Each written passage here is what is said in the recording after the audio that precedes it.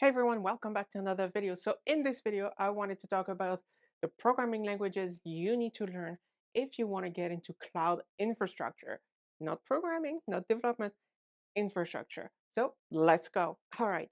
So because this is about infrastructure, we are not going to talk about programming languages that are made for developing applications in the cloud. This is going to be a separate topic. But here we are about infrastructure.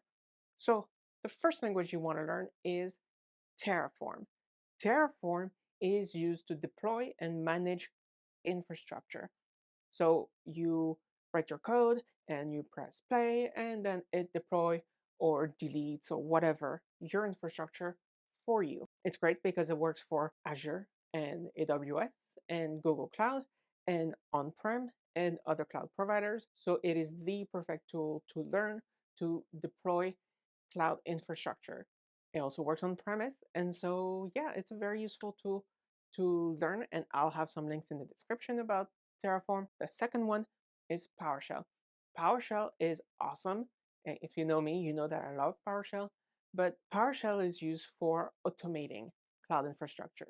You can use it for deploying cloud infrastructure, but a lot of it is for automation in your cloud infrastructure.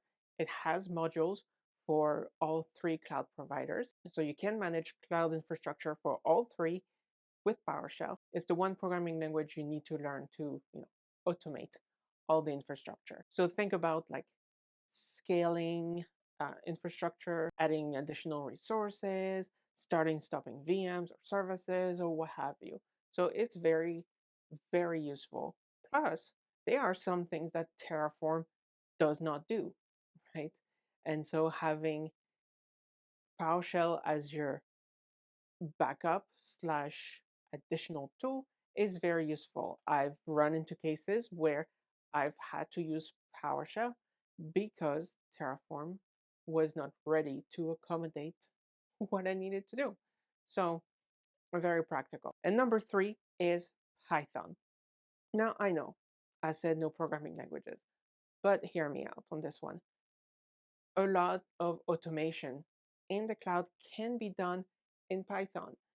It can be run in a lot of the services that are used for automation, like AWS Lambda, Azure Functions, Azure Automation Account, things like that. So Python is very useful. And if you are taking over infrastructure that was developed or maintained by programmers, chances are they use Python to do the automation. So having Python and knowing how to write in Python allows you to keep on maintaining these infrastructures that were developed by programmers. Also, I would consider Python a gateway programming language where it is simple enough and close enough to scripting that you can learn programming and move on to other languages more easily. So yeah, Python is a great language to learn. So now I'm going to give you two honorable mentions. The first one is shell scripting. Shell scripting is useful because a lot of things run in Linux. And shell scripting is the language for scripting in Linux. So learning these commands, learning shell, learning how to use Linux is extremely important. Now, you can do this with PowerShell because PowerShell can be run on Linux, but you can't always have the PowerShell crutch. So, having Linux knowledge and being able to read and write shell script is very, very, very useful. The reason I didn't say it before is because PowerShell can do a lot of it, and it's easier to focus on PowerShell than Shell. Plus, PowerShell gives you the on-premise and Windows world, which Shell doesn't. So that's why I put it at the end. The second one is YAML. YAML is used for workflows. So workflows like in GitHub Actions or your pipelines or Docker, what have you. These YAML files are just instructions. They're not really programming per se. but they're instructions on how to deploy things, run things, what are the steps, what are the configuration that you need, and all that stuff. They're very heavily used in pipelines like the DevOps pipeline, the CI/CD pipeline, or CD/CI pipeline. Um, so if you have something that is automated that runs through a pipeline, it will run through a YAML pipeline.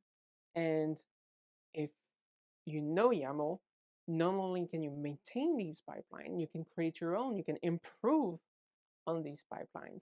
And so it's very important to learn that. It's slightly easier than Shell, so I put it at the end, but very important. Now let's start briefly on what you don't need to learn. JavaScript, C Sharp, C++, C, R, Go, Rust, what have you. You don't need to learn these. You can, and you should, but you don't need to. They're not really made for cloud infrastructure. Python is the one that's already made for cloud infrastructure. It has a lot of SDKs. These also have SDKs, but Python is the one that's really heavily used across the board compared to the other ones. So learn them, but do not focus on them. If your goal is cloud infrastructure, focus on the three that I gave you plus the two bonus ones. And then all the other ones are great to learn. So I hope this was helpful. Here's a video that YouTube thinks you should watch next. Here's my playlist about programming in the cloud. And I hope to see you in the next video. Bye.